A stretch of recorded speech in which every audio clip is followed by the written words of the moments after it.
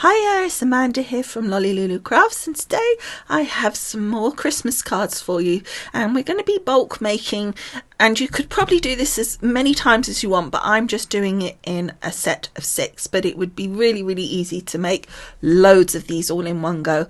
I do think that for this you really do need the stamp platform because it will definitely make things easier. It's not essential, but it definitely makes things a lot easier, and I think a lot of us these days do have a stamp platform, so hopefully this will be okay for you.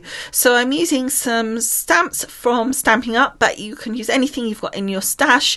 We basically want some sort of bird that's going to create a robin, and we're going to start off with some white card.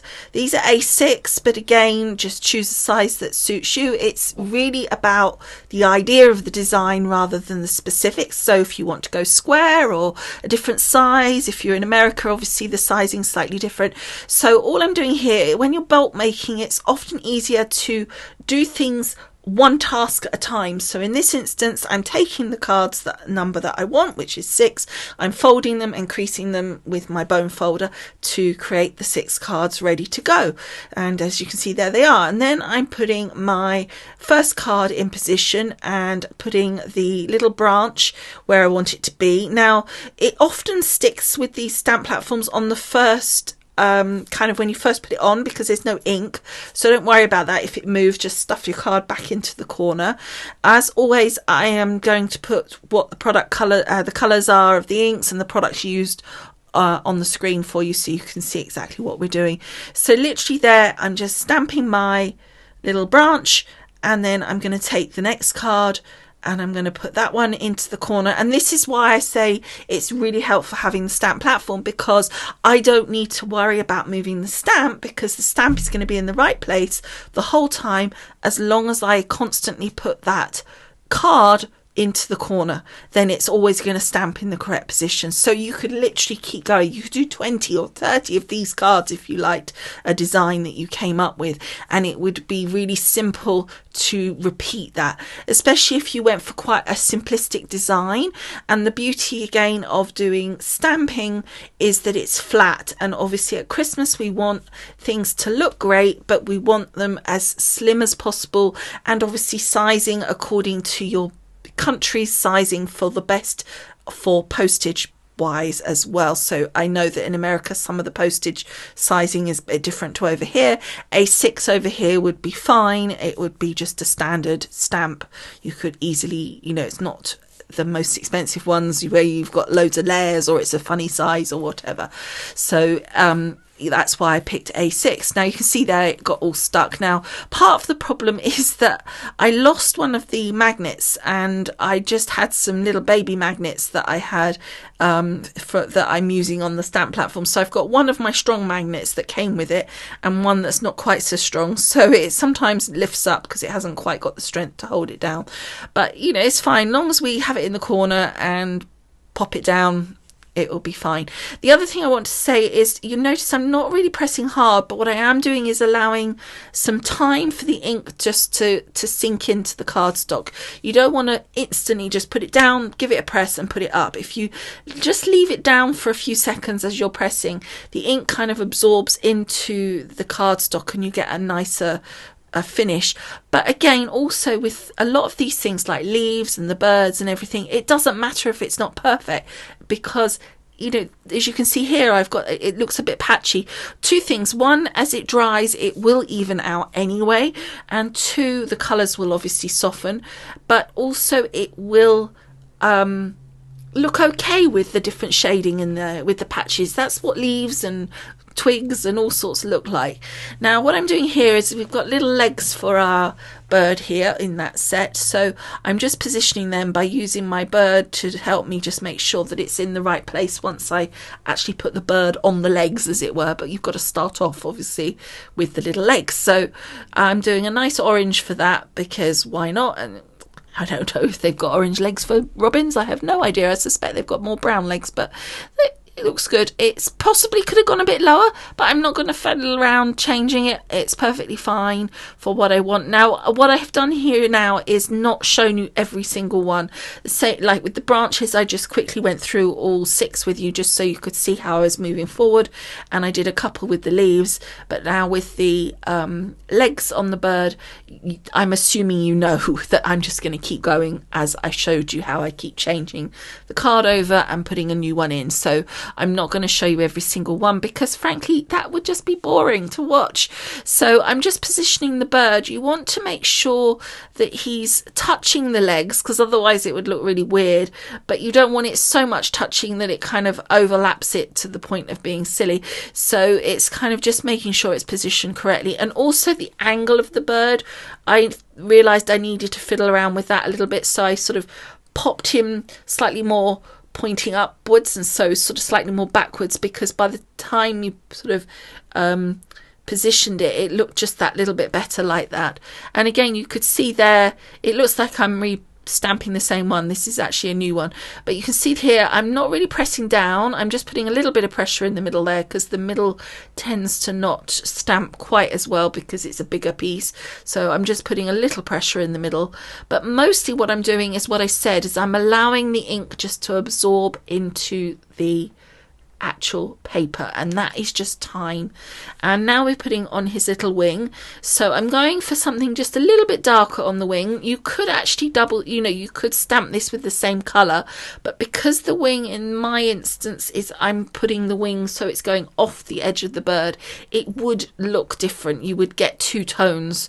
So by going darker, it's going to cover the dark the paler body color, and it's going to still look the same on the white cardstock. Whereas if I went for the same color as the body, it would double color it on the body part, but it would be same color as the body on the bit that was over the edge. Hopefully that makes sense. And now we're doing his little beak, and I'm just going for the same color as the legs. It wasn't actually a perfect match, rather it's quite fiddly to get that in position, but again I'm not too worried about that. I am actually, later on you'll see, I'm going to be adding a little bit of extra something to the card just to give it a bit more of a Christmas feel. Now these little eyes were an absolute pain. It took me forever to put those in position and to actually get them to stay standing up in long enough for me to get them onto the stamp platform. So it looks like I did it really fast, but actually I've cut out loads. It took forever just to get them to stay in the right place, but also upright. They kept tipping over because they were very small. And now when I stamp this one, it's actually the same color as the wing, and the eyes are actually the same color as the little eyebrows, but at the moment it looks really, really dark. But once again, that's what I was saying to you, it will dry out. You can see there actually how it's dried out, and it's pretty much the same color. So now we're doing his little red robin tummy, and I'm just making sure that where it moved, it's just in position still, because you definitely want to get that one in the right place, because if that isn't in the right place, it will really show, I think. So again, just a little bit of pressure, but nothing major, and you can see I'm just allowing that ink just to absorb, because that's the main key, and then you get a much nicer even look because the ink has been able to absorb into that cardstock. It won't go through if you've got good quality cardstock. Now it looks like I've gone upside down here. I mean, I have literally gone upside down, but I have, normally when I film it's actually upside down, the footage is upside down and I have to twist it. In this instance it is actually upside down because I'm trying to position that branch, and the edge of the branch has got to come off the edge of the card, so I couldn't obviously put it into the corner because that wouldn't work, and I really want to be able to put the card into the corner because otherwise I can't keep re-stamping and knowing it's in the right position. Now I was putting the little leaves there because it actually, as you move, you'll see here, as I move that branch and then I put the leaves on, if I hadn't checked, you would have seen it would have overlapped. If I put the leaves on, it would overlap the branch above, so you want to just be sure it's in the right position. It doesn't matter to me that it's overlapping that other branch, it's no big deal. It's not going to be a major issue. I think you'll have a slight difference of darkness at one point, but it's not going to be anything of a problem. I originally wasn't going to do this, but when I looked at the card, I felt like it was just really empty space at the bottom there, and it just needed that extra bit of something there. And again, you can see here, look how the difference in the color is, and yet that is the same ink. So those two branches are the same ink, but it's just where it's dried off and evened out. It just makes such difference. Also, you'll notice I put a piece of paper underneath the card. In fact, I didn't really need to, because the card is slightly raised. Once you stamp down, it actually didn't touch the base of the card, the stamp platform I should say, but I just wanted to be sure that it wasn't going to stamp a whole heap of branches onto my stamp platform. Now, I had done all the branches as I did before, and then I did all of the leaves, and again you could see how the leaves were so much darker, and yet now on this where it's dried off, it's completely the same color. Now here I'm using it's a red rubber stamp from another stamp set from the Stampin' Up, and I've had to switch the stamp platform lid around. On this particular one, which is the Tim Holtz one, you've got one side for your clear stamps and then the other side for your red stamps. So you just need to lift it out and switch it around. So make sure if you do that, you need to switch that over. And it's just a really nice sentiment, really scripty. I just felt it really worked. I originally was going to do it in the red, but it just didn't work in my opinion. It didn't balance. It balanced much more when you did it with the green, because the green was kind of at the bottom of the card, so it kind of just balanced it out a lot more. So then I did all the 6 cards, and you can see it's a really lovely stamp, and then I decided it really just needed something. So I've taken my glue gel, so any jellies type glue that you have, or you could use some white glue that you've got if you're careful with putting it on. I like the glue gel because it just gives you some maneuverability, but so does the white glue. It just, you have to be a little bit more careful about how you put it on, because you don't want a big blob coming out, whereas obviously with the glue gel you've got a little bit more control. Then in my stash I found these lovely little stars. In the actual stamp set it did have a little flower, which is what made me think the stars would be kind of cute on the little robin, just to add that little extra something Christmassy. So then I took some lovely crystal glue gel and just put it across the top of the branches and the leaves, etc., just to add that real frosty Christmas look. And again, because it's basically flat, it's not really adding anything really cost wise for your postage, but it is adding just that extra little something to your card, which makes it just look that little bit more Christmassy, I think. And I just really like the way it turns out. And you can see there where there's 2 branches overlapped, it doesn't look terrible. Then I decided that you needed something on the back of your robin as well, just even though technically probably the robin wouldn't get frosty, I just felt you needed a little bit of glitter. And I just did then all of that crystal glitter on all of the cards, the same as I did the the stars on all of the cards first. Then I found some orange glitter gel, glue, and use that on the beaks.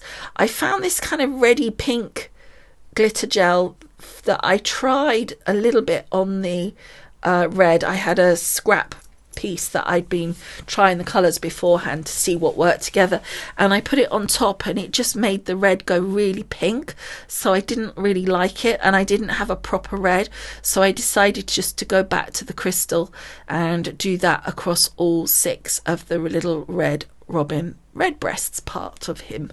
And there they are, all done, all 6. So as I said, it would be really simple. It didn't take that long to make these, and it would be really, really simple to make a whole heap of them. And if you're sending them to all different families and different people, then it's not going to be a major deal that they're all the same. So I hope you've enjoyed having a look at this with me and making these with me, and as always I would love it if you could subscribe, like, and ring that bell and all that jazz. And thank you so much for watching, and I will see you again soon. Bye for now. Bye.